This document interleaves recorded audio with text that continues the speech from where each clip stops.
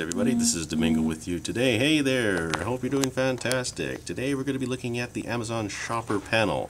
This is a way that you can make up to $8 a month with Amazon gift cards. So I've already redeemed $3.25 and my total rewards here equal up to $5.50 onto my account.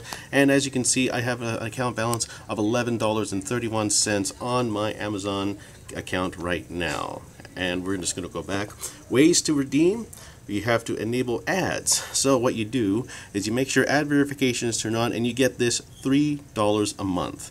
But it also adds a VPN icon on the top right there. So that's the thing. It adds a VPN, so you might not be able to use any other apps.